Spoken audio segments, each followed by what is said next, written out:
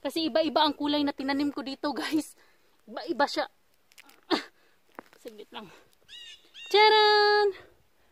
Hello, bird!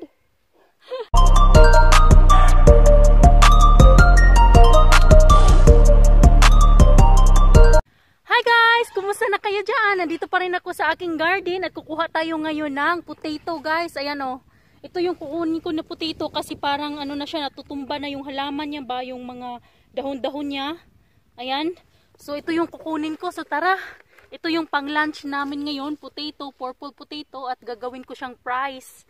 So tara, kunin natin guys. Bunutin natin ang isang buong halaman. Sana marami siyang laman. Ayan o. Tsaka lang, saglit lang. Muhunat sa ko guys, muhunat. Ay, asan na to? Ayan. Muhunat ko og bunot guys. Medyo malambot siya ngayon kasi umulan. Ayan o. Pag hindi kasi umulan, tumitigas yung lupa.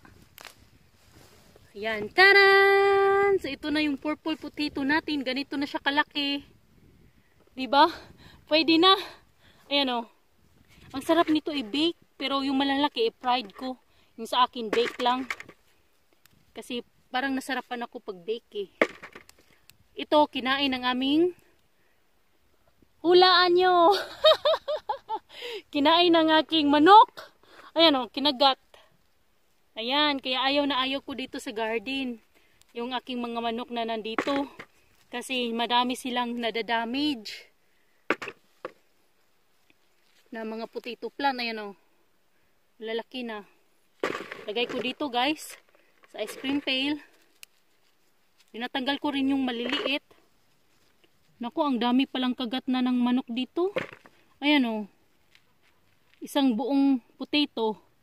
Ayan siya. Wala na. Kinagat ng ano. Kinain ng aming mga manok. Kaya ayaw na ayaw ko na nandito sila eh sa garden.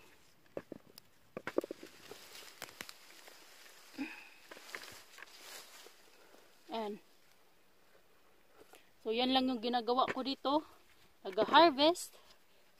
Nagluluto at kinakain. Yan lang yung mga ginagawa ko dito guys.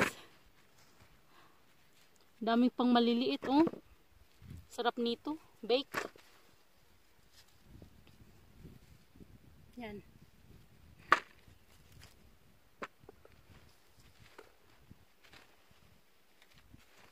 Sa ilalim ano yung maraming ang tawag niyan.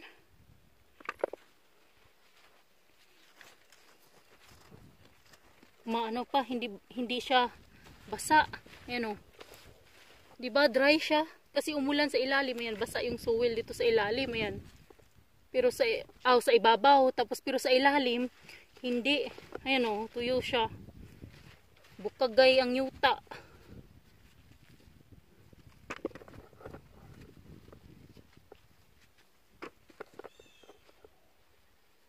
Nasa ilalim yung potato guys. Kaya tingnan nyo rin mabuti.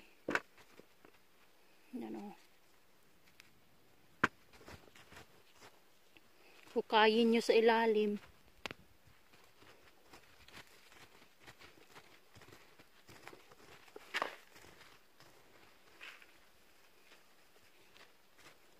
Parang wala na. Ang daming maliliit. Kinain na yung mga potato sa ibabaw ba?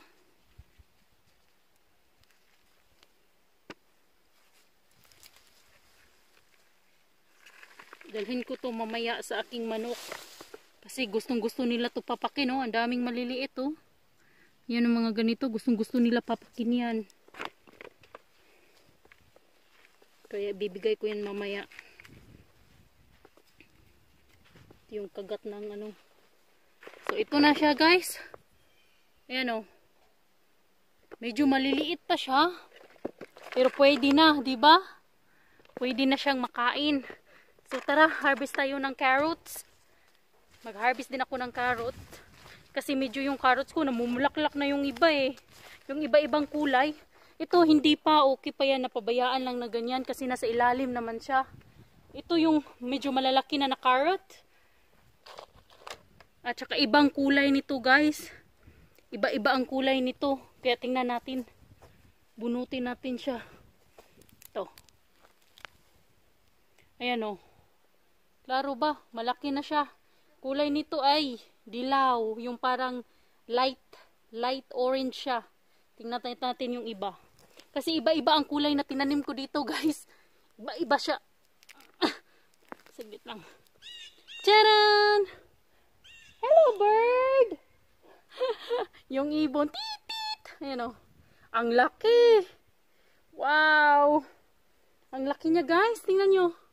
Sobrang laki ng king carrots. Nung last year, sobrang maiksi. At saka ang liit. Ngayon naman, sobrang laki ng carrots. Ayan o. Lagay natin siya dito sa isang bucket. Kuha pa tayo guys. Ito medyo maliit. Oh, yellow siya. Ayan, dilaw. Malalaki yung carrots ko ngayong year ha. Ayan o. Diba? Yan, lagay natin dyan. Kuha pa tayo. Sana i-harvest ko na kayo. Ayan. Pula. Ito yung pula na carrot. Kasi iba-iba to dito guys. Iba-iba na, anong tawag yan? Carrot na kulay. So ayan siya. Yung isa na kulay. Harvest ko na to lahat dito kasi. Para, ay, ito naman yung dilaw. Ayan siya, dilaw.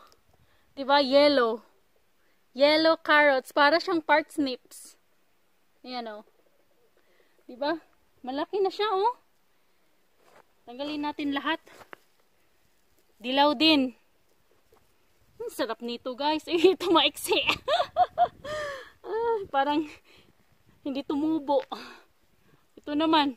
Eh parang nag-I love you siya o. Nag-hug sila sa isa't isa eh. Kunin natin lahat guys.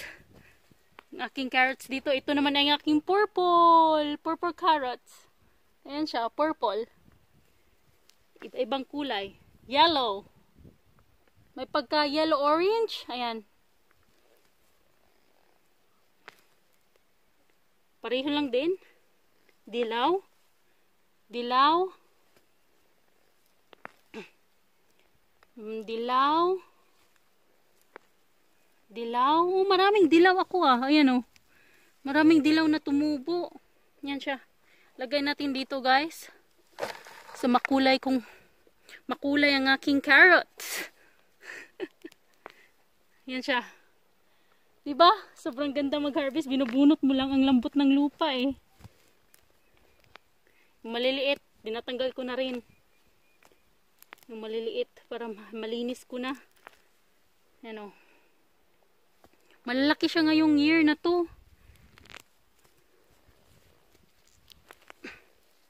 Yan siya. Maraming dilaw. Kaysa purple. Gawin ko tong yung maliliit guys. Yung mga hindi gaanong looking perfect. Ano ko siya. Juicing. I-juice ko siya. Gawin ko siyang juice. Ayan. Madali lang naman eh. Lagay mo lang sa juice na sa juicer ba? Na machine at saka lalabas na yung katas. Ayan. Yung maliliit na yan. Chicken, adyo lagi sa akong garden ba? Maliit na red. Red ba to? Purple. Iwan ko pink. Pink yata eh. Ayan. Hey! Shoo! Ito laging mga manok ko. Kaya nga eh, nadadamage yung garden ko. Kaya nga nag-harvest na nga ako eh. Shoo! Shoo! Shoo! Amoy ba? Nag-harvest na nga ako. Mabilis na nga ako mag-harvest kasi nga nadamage na yung aking mga tanim. Ma-harvest ko na lahat. Bahala na silang dito sa garden ko. Yan o. Taran! Anong kulay nito? Pink? Iwan ko lang kung anong kulay niyan. Ayan o. Diba? Ang ganda ng kulay. Yan. Yung maliliit, meron pa kasing sobrang liit eh. Ano ko na lang yan, pabayaan ko na lang dyan. Muna. Kukunin ko na lang yung mga medyo malalaki na. Sayang din yung maliit eh. Baka hindi pa mag-process at tutubo pa. Kasi yung carrots kasi hindi naman sila sensitive sa lamig. Hindi sila na ano ba, nasisira agad eh no. Kaya yung mga medyo maliit, iwan ko na lang dito guys. Para baka tutubo pa siya. Malay natin, di ba? Yung ito naman, namumulak-lak na. Pabayaan ko yan dyan. Yung sobrang laki na carrot na namumulaklak na siya. Yan pa.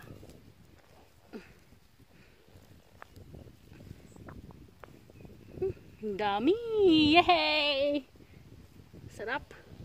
Sarap mag-harvest. Maliliit. Yan lang muna yan. Pabayaan ko lang. So ayan, parang wala nang malalaki eh. So ito na yung harvest ko. Tsaka yan, puno na ang bucket. Kaya, tingnan nyo yung aking tomato. Sabi ko na, baka hindi siya mag-produce ng potato fruit. Kasi nga, sobrang late na. Pero yan oh, baka hihinog pa to, di ba? ang dami nila, excuse me, ang dami nila, nandun pa sa kabila. Tinanim ko lang siya guys, kasi sayangan akong matapon eh. Kaya ayan, lulutuin ko to para sa aking asawa. At saka sa akin na rin, sa amin na rin. Paborito ng anak ko fries. Yung sa akin naman, hindi kasi ako mahilig sa prito. Lalo na sa mga fries na yan, mas gusto ko bake na lang. Or rice na lang yung sa akin, mas okay pa. So ayan lang guys. Ito na yung aking nakuha na harvest. At saka yan dyan sa carrots ko. Dito naman sa kabila hindi pa. Ayan. Itong carrots na yan. Tatanggalin ko rin to guys. Yung aking onions. Kasi kinakain na sa kung napapansin nyo, dilaw na sa ibabaw kasi kinagat ng aking mga alagang manok. Kaya naiinis talaga ako. Sabi ko, i-harvest ko na yung mga madadamage. Madali lang madamage ba? Kasi nakaka-destroy talaga yung aking manok. Pumupunta dito. Pinapalabas kasi namin para makakain sila ng mga iba't ibang mga seeds, iba't ibang mga bugs. Yan. Ayan, bumalik na naman. Yan oh. Siya! Ayan, tanggal na nga yung beans ko eh. Marami nang natanggal eh. Kasi nga, talagang ayaw.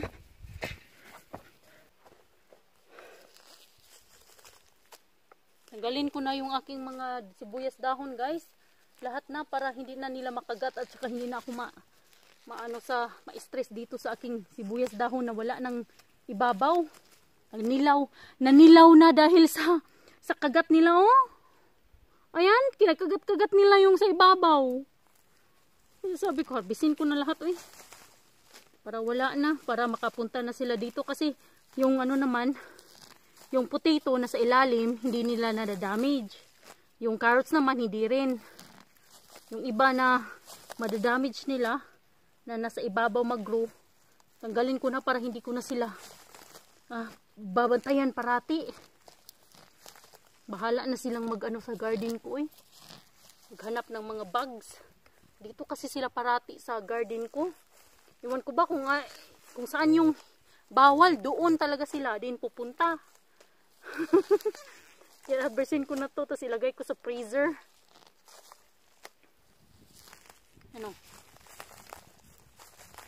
Freezer ko siya ilalagay. Yan.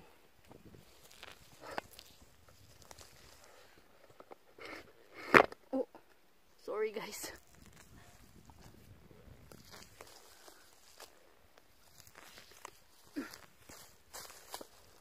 Ang carrots din, nabunot din. Kunin ko na rin yan. Yung ibang carrots, maliliit pa kasi siya dito. Kasi late ko nang natanim to eh, dito na area.